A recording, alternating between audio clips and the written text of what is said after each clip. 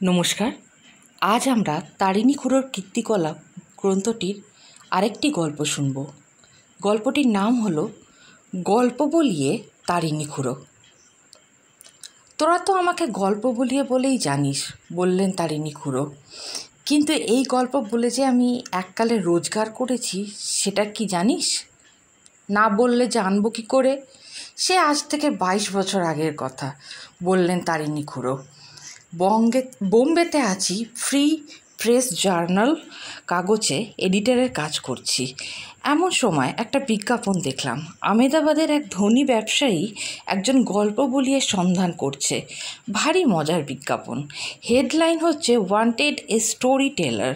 তারপর লেখা আছে যে আমেদাবাদের একজন কাপড়ের ব্যবসায়ী বলবন্ত পারেখ একটি ব্যক্তির সন্ধান করছেন যে তাকে প্রয়োজন মতো একটি করে মৌলিক গল্প শোনাবে। সে লোক বাঙালি হলে ভালো হয়, কারণ বাঙালিরা খুব ভালো গল্প লেখে। বুঝে দেখ, মৌলিক গল্প।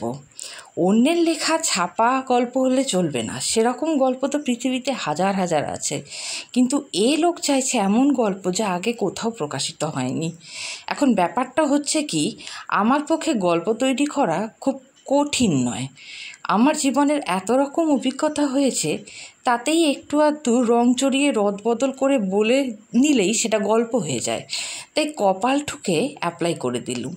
এটাও জানিয়ে দিলুম যে আমি গুজরাটি জানি না, তাই গল্প বললে হয় ইংরেজিতে না হয় হিন্দিতে বলতে হবে। হিন্দিটা আমার বেশ ভালো রকমই রপ্ত ছিল, আর ইংরেজি তো কলেজে আমার সাবজেক্টই ছিল। 7 দিনে উত্তর এসে গেল। পারেখ সাহেব জানালেন ওর ইনসোমিয়া আছে, রাত 3:30-4টের আগে ঘুমান না। সেই সময়টা গল্প শুনতে চান, রোজ নয়, যেদিন মন চাইবে। মাইনে মাসে 1000 টাকা। আমি আমার বোম্বের খবরের কাগজের চাকরি ছেড়ে দিলুম। 1.5 বছর করেছি এক কাজ, আর এমনিতেও ভালো লাগছিল না। বুড়ো থেমে দুধ চিনি ছাড়া চায়ে একটা চুমুক দিয়ে আবার শুরু করলেন। আমেদাবাদ গিয়ে জানলুম পারেখ সাহেবের কাপড়ের মিল আছে। বিরাট ধনী লোক, বাড়িটাও পেল্লায়, অন্তত 12-14খানা ঘর। তার একটাতেই আমাকে থাকতে দিলেন। বললেন, তোমার ডিউটির তো কোনো ধরা বাঁধা সময় নেই, মাঝরাত্রিরে তোমাকে ডাকবো। অন্য জায়গায় থাকলে চলবে কি করে? তুমি আমার বাড়িতেই থাকো। ভদ্রলোকের বয়স 45-এর বেশি না, অর্থাৎ আমারই বয়সী। 2 ভাইপো আছে, হীরালাল আর চুনিলাল। তারা কাকার ব্যবসায় লেগে গেছে।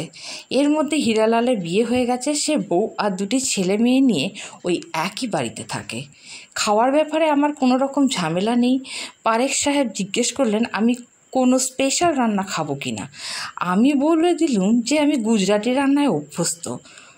মোট কথা মাসখানেকের মধ্যেই বেশ গ্যাঁট হয়ে বসলাম।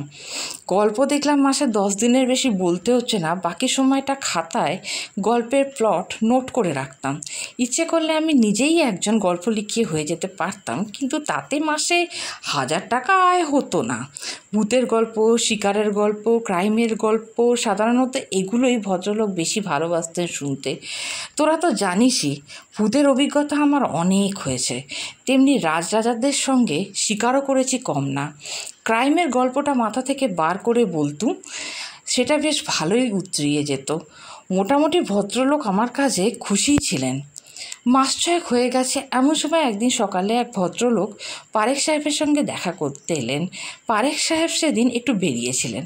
আমি ভদ্রলোককে বৈঠকখানায় বসিয়ে জিজ্ঞেস করলুম তার কি দরকার। উনি বললেন ওর নাম মহাদেব দুতিয়া। উনি একটি বিশেষ জনপ্রিয় গুজরাটি মাসিক পত্রিকা ললিতার সম্পাদক।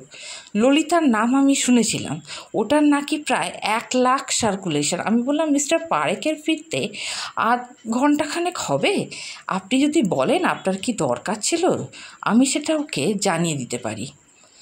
দুতিয়া বললেন, আমি ওর কাছ থেকে গল্প চাইতে এসেছি। সাহিত্য পত্রিকায় উনি নিয়মিত লিখছেন কয়েক মাস থেকে।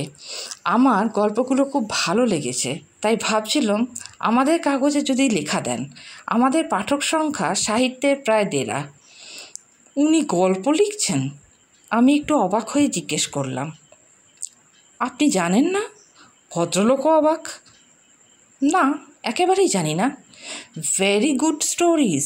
আর ওর গল্পের খুব ডিমান্ড হয়েছে, সাহিত্যের গ্রাহক সংখ্যা বেড়ে গেছে। আপনি গুজরাটি পড়তে পারেন? একটু একটু। হিন্দির সঙ্গে সামান্য মিল আছে তো। এই দেখুন ওর একটা গল্প। দুতিয়া একটা থলি থেকে একটা পত্রিকা বার করে একটা পাতা খুলে দেখালো। লেখকের নামটা পড়তে আমার কোনো অসুবিধা হলো না। এই গল্প তুমি পড়েছো? সার্টেনলি, খুব ভালো গল্প। গল্পের মোটামুটি ব্যাপারটা খুব সংক্ষেপে আমাকে বলতে পারো?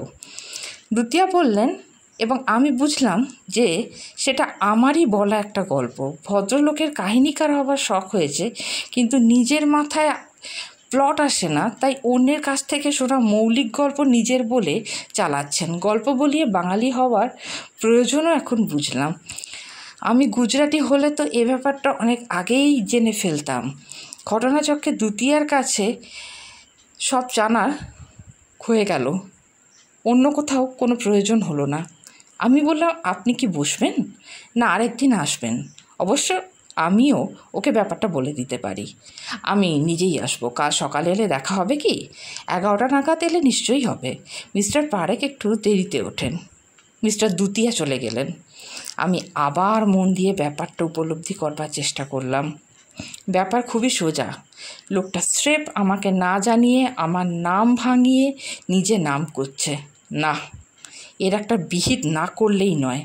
এ জিনিস বরদাস্ত করা যায় না। অথচ লোকটাকে দেখে একবারও বুঝতে পারেনি যে সে এত অসৎ হতে পারে।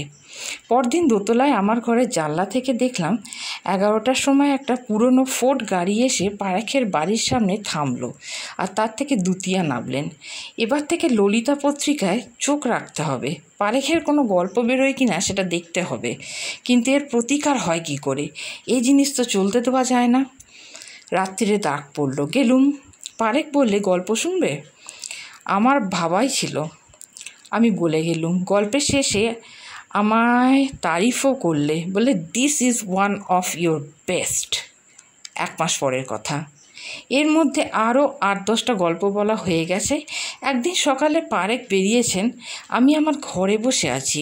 এমন সময় পারেখের ভাইপো হীরালাল এসে বলল, আমার টেলিফোন আছে। আমি নিচে অফিসে গেলুম। ফোন তুলে হ্যালো বলে দেখলাম ললিতার সম্পাদক দুতিয়া কথা বলছেন। বললেন, মিস্টার পারেক নেই শুনছি?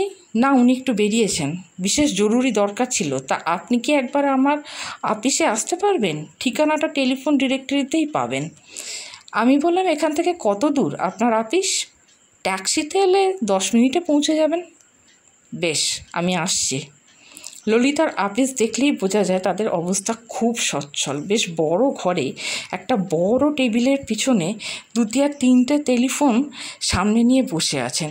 আমাকে দেখেই উত্তেজিত হয়ে বললেন, কেলেঙ্কারি ব্যাপার। কি হলো? মিস্টার পারেক আমাদের একটা গল্প পাঠিয়েছিলেন, চমৎকার গল্প। আমরা সেটা ছাপিয়েছিলাম। তারপর থেকে অন্তত 150 চিঠি পেয়েছি।